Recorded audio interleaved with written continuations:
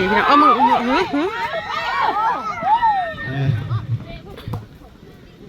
เห็นบ้านปีกใช่ของน้องสกายบาเซียได้บ้านแทงต่อนะน้องหวาดเสียวไปฟังทั้งนั้นนะเป็นทีมมันโฮเฮียนหนีพี่น้องโฮเฮียนเท่านี้วัดตีตื่นขึ้นมาเป็น1-3เวลานี่เนาะเวลาหน้าที่กันยังเรืออะไรพอสมควรก็ให้กำลังใจกันเล่นกันเนาะ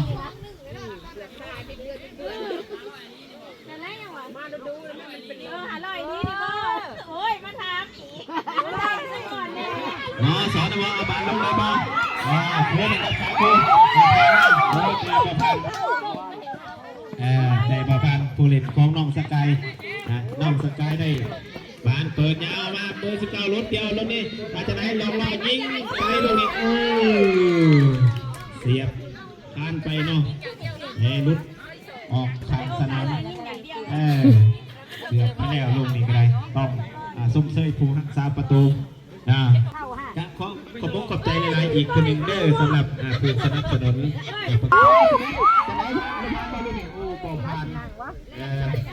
กองหลังยังเหนียวแน่นเอ็มหาคาคูน้องสกายเบอร์19หลอกล่อขึ้นไปกับเบอร์10แทงเอาไปด้านซ้ายเติมบอลทันน้อง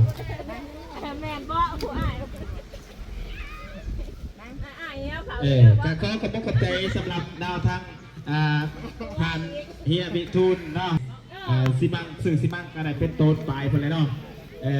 ก็ถือว่าการเทพื้นของพวกเขาก็สำเร็จที่ทีม้อยเนาะแต่ว่ายังข้างค่าตามห่างตามยังเพิ่นเนาะเขาก็จะได้รวบรวมเนาะส่วนเรือพูละเล็กละหน่อยเอาตอนนี้ไว้กำลังคุกกี้สูสีการแดน3 ประกบหนึ่งล็อกเข่าซ้ายนะแต่ยิ่งลุดไปทางวัฒนัดปะไดเพิ่นว่าการเลือกเวลาอยู่3 นาทีเนาะท่านกรรมการเป็นสัญญาณให้แล้วถือว่าเรากำลังใจสอนกันว่าจะไหนลูกนี่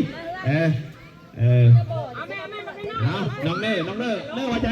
เปิดยาวไปครับน้องเน่เอามึงตายอีจอยในเตะพี่น้องเสียบานเปิดยาวไปเลยกรรมการบอลไม่ได้เร็วไงยิงยาวยอดไปวะ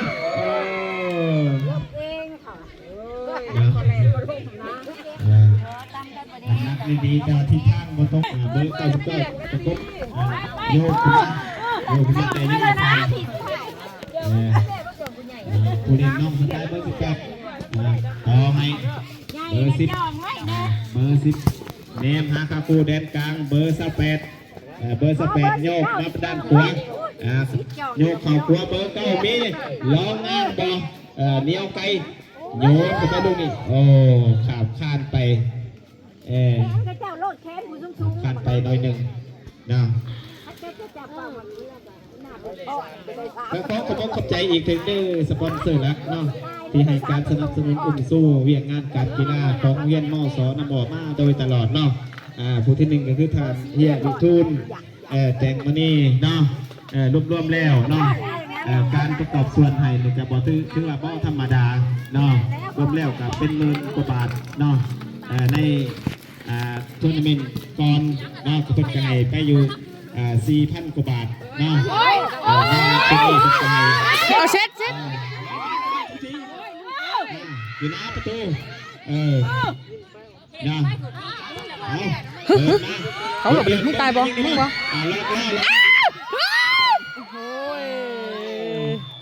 เป็นการสลับเข่าประตูอีกแล้วนะเพราะว่าขึ้นไปเป็น4-1แต่ถือว่าเราเป็นอย่างนะลูกนี่มันพลาดลูกนั้นเซฟไหมฟ้องแสดงความสุขใจน้ำใจนักกีฬาทั้ง2 ทีมกันแล้วกันเนาะไปเตะเองตายหนาวมึงโยนเข้ามาเรื่องนี้มาจากไหนกรรมการกลางเป่าหมากวีดเนาะจันทิพลเมืองดีกรรมการเล่าดี นอกที่ว่าได้เป่าบีบจบเวลาการแข่งขันแต่ที่ว่าจับไม่จับมือถือแขนทำความรู้จักแบบไม่ที่จิตมิตรภาพเนาะไปพูดกินปลามาพี่กินเข่าเนาะหักแพงแบ่งปันเนาะ1-1ก็ถือว่าเขาแสดงความกบใจมายังคณะพักคณะนำเนาะการนำขันสูงของบ้านก็อาศัยถูกภาคถูกส่วน พยาพามก็ลงมาบ่นะพยาบ้านไปอยู่เป็นหมู่การกบใจมายังทั้งทานแดงเฮียแดงดีออโต้เนาะรอบเซนจอยกูละรุ่นอยู่ย่านบ้านเอาแขวมึงออกมึงนั่งอยู่ทั้งหนาบุโพดแล้วพร้อมกันนั้นก็ยังให้อัดฉีดมันอะไรแล้วก็มึงอะไรแล้วก็ช่องผู้ชายโอ้ย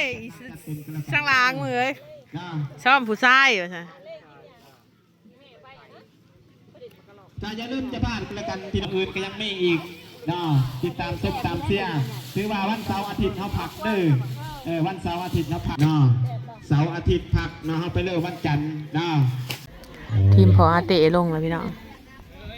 หาตาคูไปทั้งปีกไส้ไปขัวไปขัวไปไส้โตบังโอ้ยนี่แต่เด็กน้อย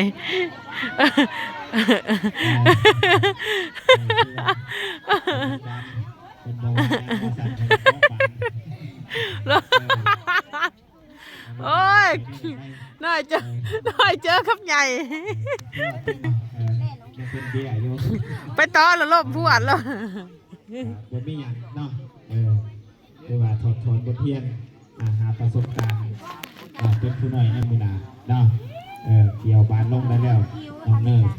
มาให้กับพากุ้งสิเกี่ยวบานท่านเดินตามทะลุช่องไปเดินตามเกมมาท่านไซนี่ละการขาดที่ว่าเนาะมาดูการที่ว่าเพราะตีจนบอลแลนอย่างเอาซิวเอาบานลงไปแล้วหาปูเป็นบี้อ่ะโอ้ยได้ดิเนาะคือว่าใส่ในรังกันข้างยังต่อบานกันคือว่าเปิดบานไกลแม่นหลายเนาะมี3-2ยืนอยู่มอสอนบขโมยได้กับมาทั้งปีกซ้ายปีกซ้ายข้ากะเก่งได้ข้ากะจับบานดึงบานขึ้นยังได้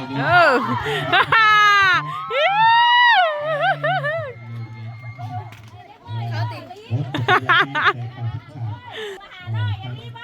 เด็กมาห้องไผ่ได้ยิงประตูคือว่าท่าน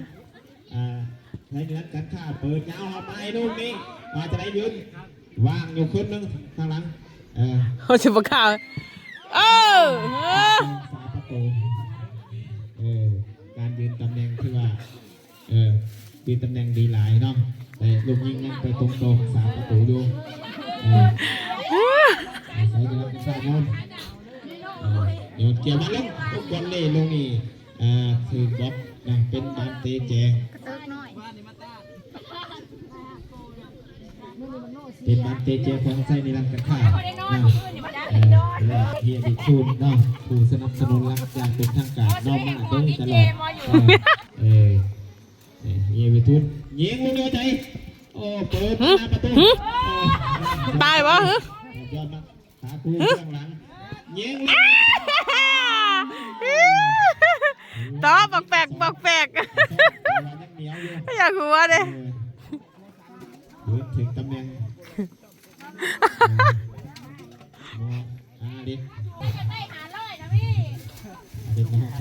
แม่เตี๋ยวไปเตะข่าวแสหาร้อยเตะข่าวอัน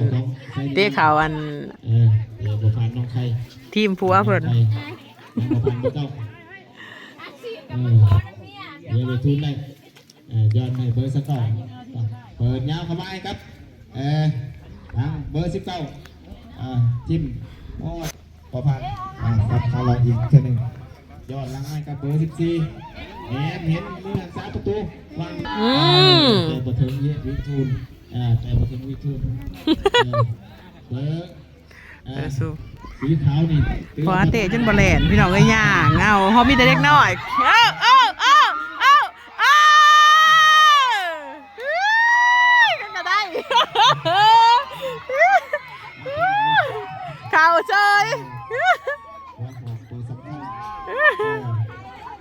พอเตะยิ่งบัดนี้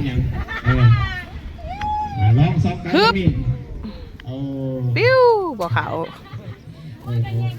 หลังสนามไป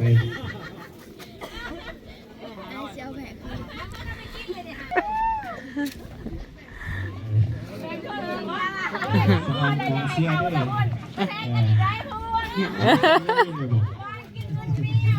ต้องวินนี่เลยเนาะเอาเพชรบ้านใครจากนาประตูของอาลิฟหน้าเข้าไปไอ้บ้านขึ้นมาแล้วมันแหลนไปทั่วบ้าน เปิดขาวเปิดสีขาวสีขาวได้เปิดให้กับขาคูแทงมาสั่งปีกนี้ยิงยิงได้บ่โอ้โหไงง้องงานนี่ได้บ่แน่เอามาอีกแล้ว ยิงปลาไหลได้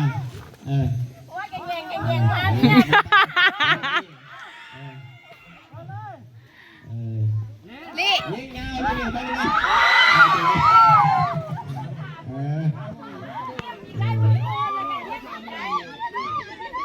เอามึงตายบ่บัดนี้เข้าคัก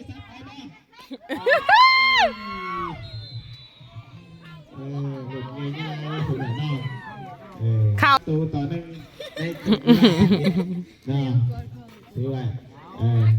ยังยิ่งอัดก็ได้คุณว่าเอาอันนี้นะครับไฟเปิดบานยาวแล้วฮะหัวหอกตัวสำคัญหัวหอกตัวสำคัญจะเป็นบานลุดไปทั้งปีกซ้ายยืนถ่ายยืนถ่ายยืนเบอร์8ถอยลงมา